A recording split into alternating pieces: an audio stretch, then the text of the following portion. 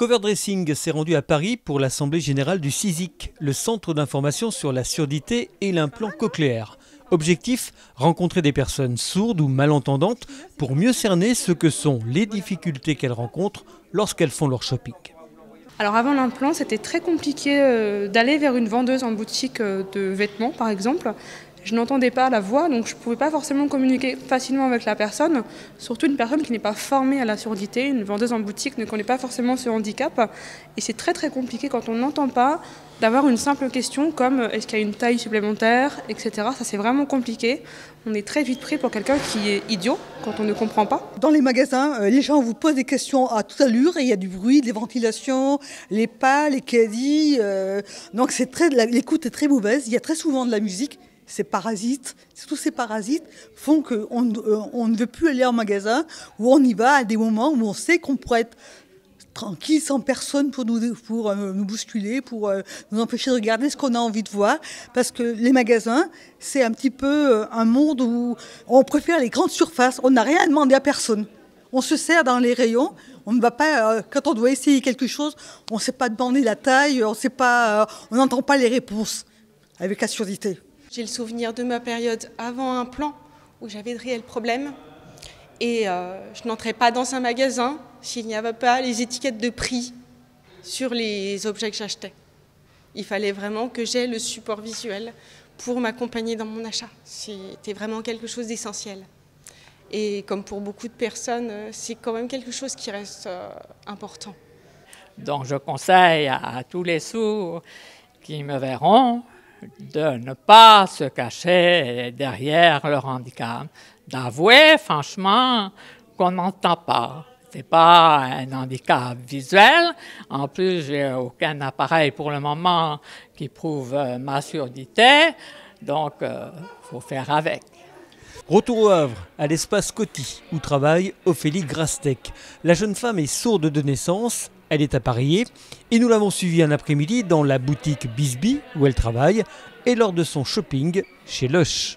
Je suis appareillée, je porte un appareil auditif du côté droit et du côté gauche un implant cochléaire.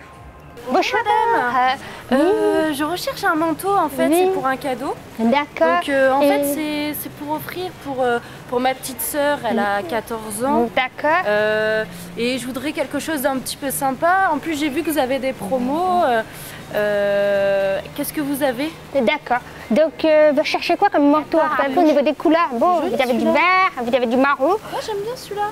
Celui-là, celui-là c'est vraiment américain. Ouais, j'aime bien le style. Donc c'est sympa comme que c'est pas mal. Et en plus elle a 14 ans. Donc, elle a 14 ans, donc ça peut être subtil. Ah super, c'est bien. Super. Est-ce que vous pouvez me faire un petit paquet? Oui, il n'y a pas de problème. On y va? Allez, c'est parti. Super. Alors concrètement, dans votre vie de tous les jours, au travail, est-ce que ça vous pose des vrais soucis? Pas du tout, justement, ça me permet de faire des progrès au niveau auditif et au niveau du langage. Et je veux dire, avec les clients, si je ne comprends pas, eh bien, je répète, je dis bon, écoute, excusez-moi, je suis malentendante, vous pouvez parler plus fort et il n'y a pas de souci pour ça. Quelle est la réaction des clients? Ils sont surpris? Alors, certains, non. Pourquoi? Parce qu'il y en a, ils disent que j'ai un accent, que je ne suis pas d'ici. Et d'autres, oui, parce qu'ils connaissent la surdité, les personnes qui ont des problèmes d'auditif. Et lorsque vous avez cherché du travail, que vous vous êtes présenté à un employeur, ça n'a jamais été une barrière? Alors, non, dans ma tête, j'ai toujours resté positive. Quand je me suis présentée pour une embauche, j'étais sur moi et puis la personne quand j'ai eu l'entretien, elle connaissait cet handicap-là et donc je me suis sentie à l'aise et j'ai pas eu de problème particulier, quoi. Je me suis adaptée tout simplement et voilà. Est-ce que c'est compliqué pour vous de travailler avec une personne qui a ce type d'handicap? Pour moi, pas du tout, parce qu'effectivement, au quotidien, on ne le ressent pas, son handicap. Je sais que comme elle l'a dit plus tôt et comme on a eu ce sentiment avec elle, c'est enfin, ça ne choque pas, on le ressent pas, on s'en rend même pas compte au final, parce que d'elle-même elle est indépendante, elle est autonome, donc ça ne nous impacte pas du tout au quotidien. C'est dans la politique du magasin, dans la politique plus générale du groupe, de recruter des personnes en situation de handicap? Alors, on ne parle pas vraiment de politique, c'est juste que c'est plutôt une philosophie de favoriser l'embauche, de donner sa chance à tout le monde en fait, que tout le monde puisse avoir accès à l'emploi, handicapé ou pas handicapé. Donc effectivement, Ophélie a ce handicap, mais elle est tout à fait capable de travailler, d'assumer le poste qu'elle a aujourd'hui. Donc il n'y a pas de raison que le groupe l'empêche de travailler avec nous. Je suis fière de moi où j'en suis arrivée aujourd'hui, parce que je ne m'y attendais pas, quoi. Et voilà, c'est une fierté quelque part pour ma famille, mes projets futurs aussi. Et puis, comment dirais-je, ça pourrait être un exemple aussi pour les personnes qui ont des problèmes de surdité, ou je ne sais pas moi, ça peut être moteur, sensoriel, enfin de tout.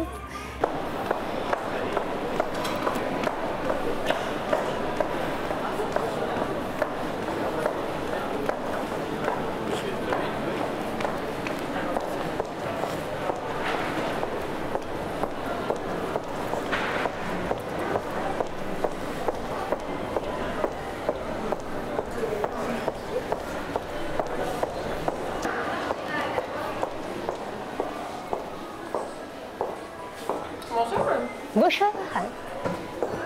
Je suis venue me renseigner en fait. Je voulais vous demander ce que vous avez pour les produits de peau, sur la beauté. Pour les visages? Oui. Alors sachez qu'ici que vous êtes que sur des produits cosmétiques à base de produits naturels. D'accord. Donc on n'est pas 100% naturel, c'est fait à base d'huile essentielle, on limite les conservateurs. Donc tous nos produits sont pas testés sur les animaux. Et ensuite, qu'est-ce que vous souhaitez savoir pour vous?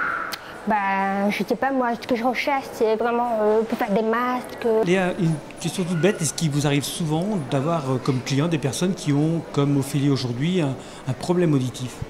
Alors on n'en a pas forcément tous les jours. Moi j'ai déjà eu le cas d'une personne qui est venue, qui avait un souci auditif et qui ne parlait pas malheureusement. On a beaucoup communiqué en fait par le toucher des produits qui sont assez originaux chez nous. Les textures très différentes, le regard surtout et beaucoup de démonstrations en fait des produits. On a communiqué que par ça parce qu'on n'avait aucun moyen de se comprendre et ça s'est très bien passé. Est-ce qu'on peut dire que vous avez une vie totalement normale?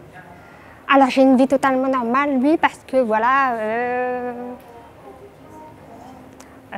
comment dirais-je, avec mon équipe, tout se passe très bien. Je vis normalement, pourquoi? Parce que voilà, j'ai un appartement à moi, je me suis mariée, je vis comme tout le monde, quoi. Je suis normale quelque part, même si j'ai un petit handicap. Il est toujours là, c'est pas toujours facile dans la vie de tous les jours, mais ça nous rend plus forts.